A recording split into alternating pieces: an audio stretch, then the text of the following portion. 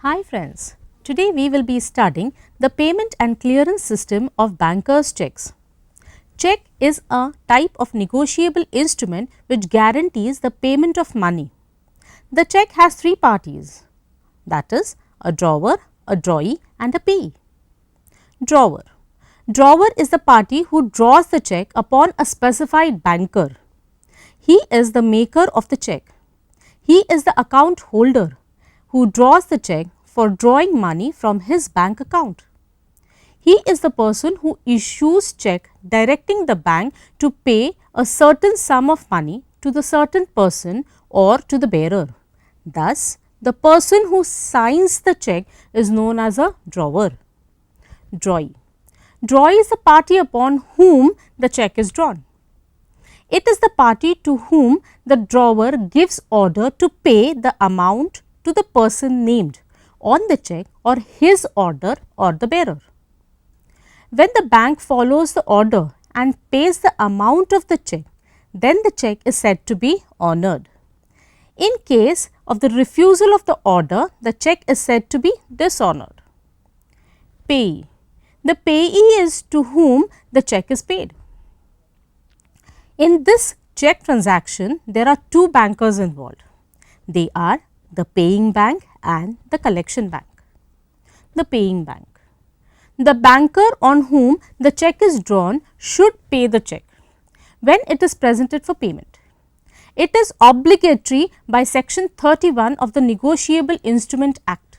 A banker is bound to honor his customer's check to the extent of the funds available. At the time of making a payment, the paying banker must very carefully and vigilantly check the details like signature of the drawer, genuineness of the instrument, payment not stopped by the account holder, holder's title on the check is valid, account is not a dormant account, account holder is not bankrupt, deceased or insane, account is not under subject of liquidation process, the instrument is properly endorsed, the check is not drawn beyond limit fixed by the drawer in respect of the amount. The instrument being presented is crossed or is a bearer instrument. Instrument is not stale or post dated. No material alteration is made on the instrument. Sufficient balance is there in the account. After checking these details, the paying banker can make the payment of the check to the drawee or the bearer. Friends, for further understanding the concepts of stale, post dated, crossed, bearer checks, please refer to the earlier lecture. Let us take an example. Mr. Suresh issued a check for rupees 36,000 to Mr. Lalit, drawn on bank account which was in Bank of India, Tilak Road branch. Thus, now the Tilak Road branch of Bank of India becomes the paying bank. When this check comes to this bank for payment, the paying bank must check the details on the check. If the banker gives the payment against the check without checking the balance in the bank account, and if the bank account has a lower balance than rupees 36,000, then the banker might face a problem. Now, let us understand the concept of collection banker. A collecting banker is one who undertakes to collect various types of instruments representing money in favor of his customer or on behalf of the drawers of these instruments. The collecting bankers have many duties and responsibilities. Let us see them in detail. Due care and thoroughness in the collection of checks. The collecting banker is bound to show due care and thoroughness in the collection of checks presented to him. In case a check is entrusted with the banker for collection, he is expected to show it to the drawee banker within a reasonable time. Serving notice of dishonor. When a check is dishonored, the collecting banker is bound to give a notice of the same to his customer with a reasonable time. It may be noted here that when the check is returned for confirmation of endorsement, notice must be sent to his customer and not to the drawer. Agent for collection. In case a check is drawn on a place where the banker is not a member of the clearing house, he may employ another banker who is a member of the clearing house for the purpose of collecting the check. In such a case, the banker becomes a substituted agent. Remittance of proceeds to the customer. In case a collecting banker has realized the check, he should pay the proceeds to the customer as per his direction. Generally, the amount is credited to the account of the customer on the customer's request in writing. The proceeds may be remitted to him by a demand draft. In such circumstances, if the customer gives instructions to his banker, the draft may be forwarded. Collection of bills of exchange. There is no legal obligation for a banker to collect the bills of exchange for his customer, but generally banks give such facility to its customers. In collection of bills, a banker should examine the title of the depositor, as it is a statutory protection under section 131 of the Negotiable Instrument Act 1881.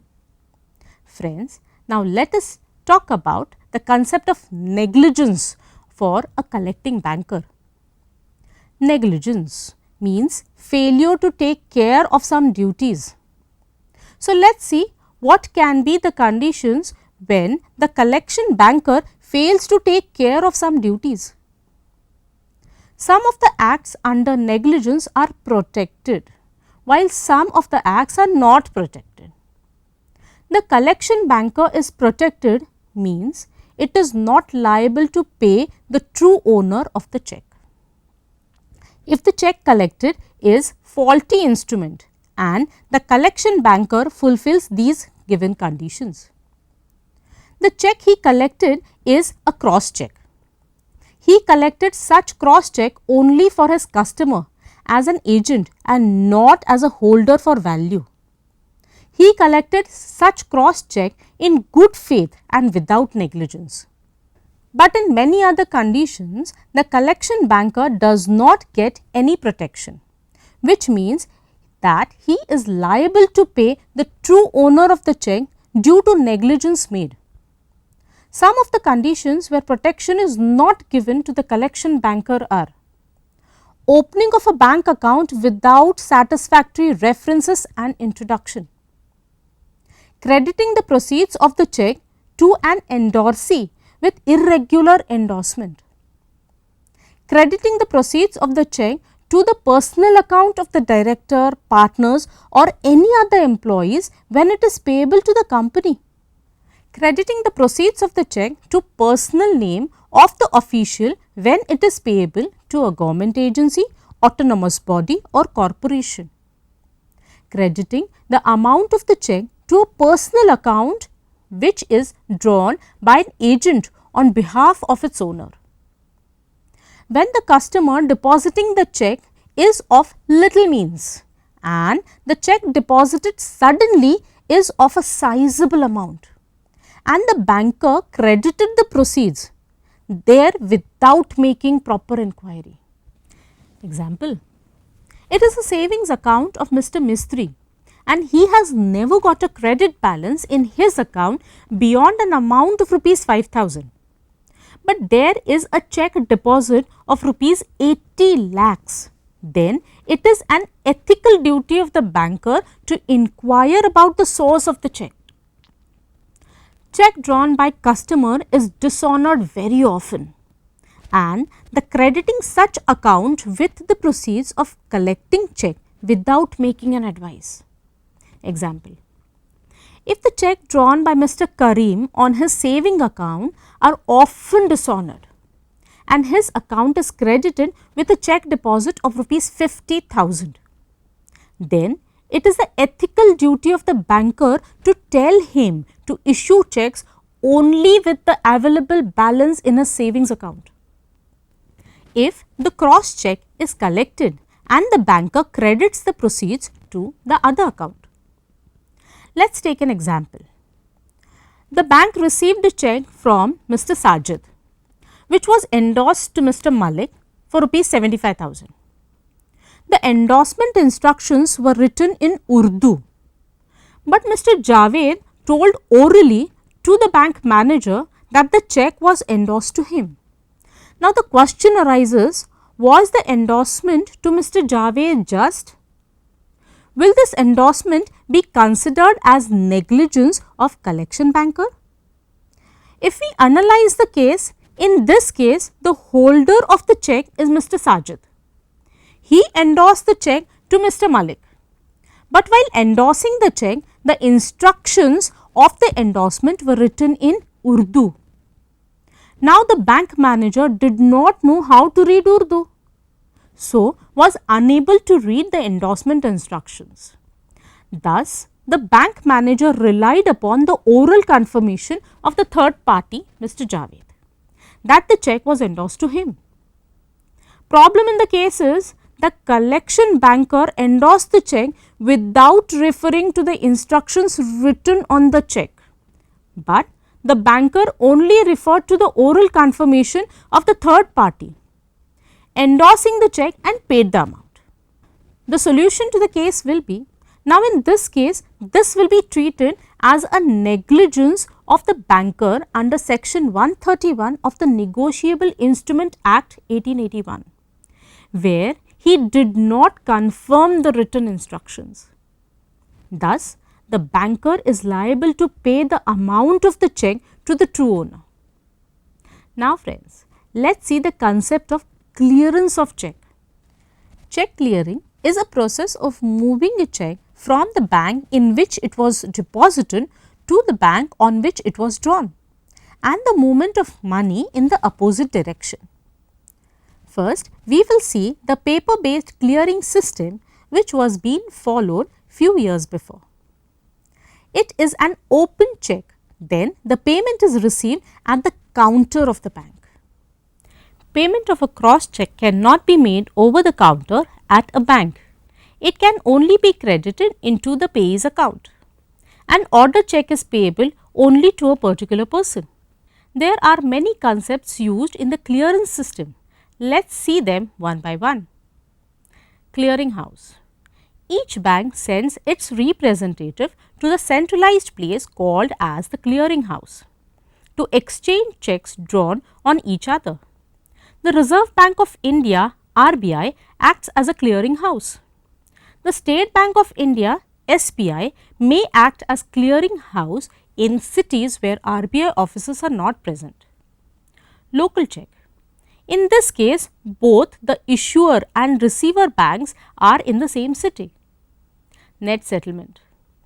RBI, which is the settlement bank in those centers where it is present, maintains accounts of all the banks participating in the clearing. Net settlement entails transferring only the net differential between the banks by accumulating the transactions and then offsetting them against each other. For example, suppose SBI brings in 1000 checks amounting to rupees 50 lakhs drawn on Axis Bank, and Axis Bank brings in 1000 checks worth rupees 45 lakhs drawn on SBI. The net difference between the amount is rupees 5 lakhs. So, it is payable by Axis Bank to SBI. In this case, RBI passes an entry of rupees 5 lakh by debiting Axis Bank and crediting SBI. In effect, as Axis Bank needs to pay rupees 5 lakhs to RBI for setting this amount with SBI. This is called as net settlement. Speed clearing significantly reduces the time taken for realization of outstation checks. If there is no collecting branch at the destination center, then the check is sent directly by the presenting branch to the destination branch. On receiving the payment proceeds from the destination branch, the presenting branch credits the customer's accounts. and realization of funds take place. This process takes about 7 to 21 days. Do you know, friends, why the checks are returned back without me being paid? Let's look at the conditions of the check return. Insufficient balance in the customer's account, signature mismatch, mismatch of amount in words and figures, too many alterations on the check, insufficient funds due to check credited but not being cleared, so the amount cannot be used, counterfeit, forged or fraudulent altered checks, post dated check. A post dated check is one which is drawn on a future date. For example, if the check presented on 10th October 2016 bears the date 2nd April 2017, it is a post dated check. In this case, the bank can make the payment only on or after 2nd April 2017. Stale check. A check is valid for a limited period from the date on which it is drawn. Once the period has expired, it is called as a stale check and no payment can be made for it.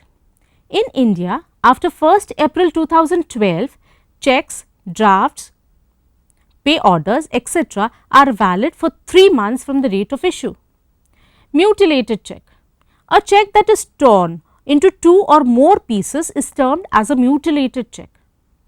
Banks will not make payments against such checks without obtaining confirmation from the drawer. However, payment may be made against checks just torn at the corner and the material facts like the name of the drawee, signature of the drawer and the MICR details are intact. Antedated checks. Such a check bears a date earlier than the date of presentation for payment. So, such checks cannot be cashed. For example, a check that has been issued on 22nd May 2016, but is dated 22nd Jan 2016. This check cannot be cashed as it is issued after 3 months after the date of the check. There are many advantages as well as limitations of the paper based clearance system. Friends, for the detailed study you can refer to the academic script. Now, let us look into the latest system been introduced by RBI, which is called as Image Clearing System. CTS 2010 is the prescribed standard by the RBI for checks issued by all Indian banks to facilitate faster clearing. Instead of collecting branch sending the physical check to the paying bank, an electronic image of this check with relevant information like the MICR code, date of presentation, presenting banks, etc. is transmitted to the drawee branch by the clearing house, hastening the entire check clearing process. In CTS, the presenting bank branch captures the MICR band data and check images using an image capture system. Presenting and paying banks have an interface or gateway called Clearing House Interface (CHI), which enables bank to transmit images and data in a secure manner to the clearing house.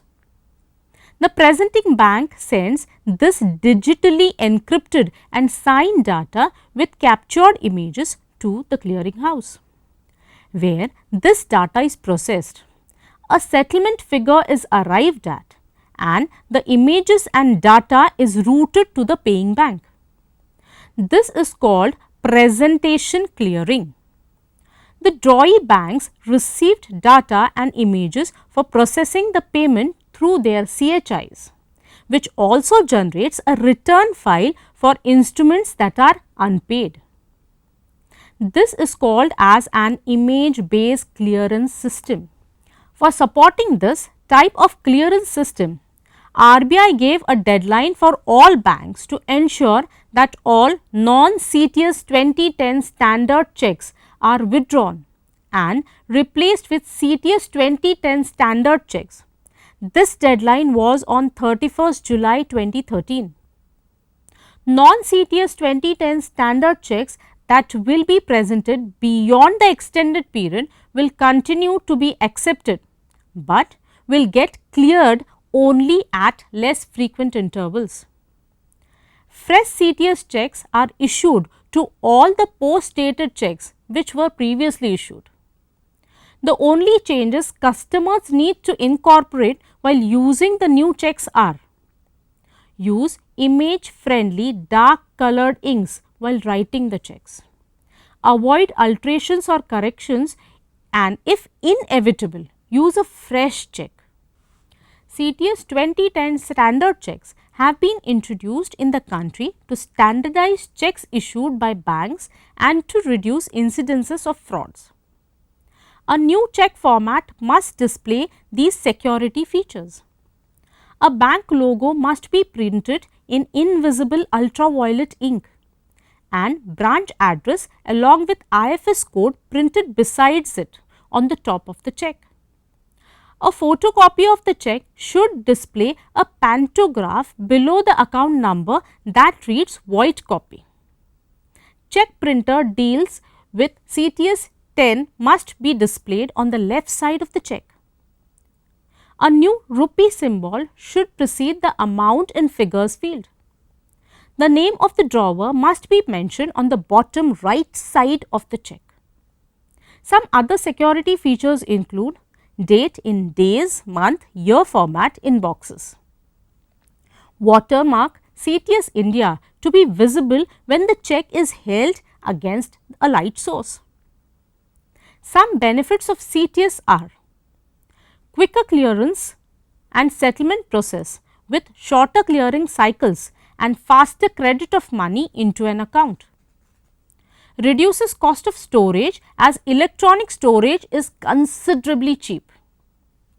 No fear in checks being lost in transit since checks will not be physically transferred. Proposal to integrate clearing locations of all banks regardless to their location, resulting in standard clearing system across India, enabling the check clearance within 24 hours. Easy detection of frauds by intercepting altered and forged instruments which pass through the electronic image system. Improved operational efficiencies of our banking system resulting in customer service and liquidity position of customers. Friends, do you know the future of the paper based clearing in India? According to the research conducted, the usage and popularity of the electronic payment mode is increasing. A substantial decline in check usage is inevitable, and the statistics of the research shows fewer checks being cleared. Thus, in future even CTS will be used less frequently as compared to the electronic payment modes. According to the annual report of RBI, in terms of value, electronic payment modes have increased in comparison to the check payments. It is also clear that in terms of volume, checks constitute around 52% of the total payments. But since 2009, their share shows a downward trend. Thus, considering the increasing trend, RBI is also promoting the electronic payment modes. Thus, moving towards the paperless mode and to promote the electronic payment modes, RBI has given some suggestions to discourage check usage. RBI has mandated since August 2008 that payments greater than rupees 10 lakh between RBI regulated entities, markets have to be made via electronic modes only.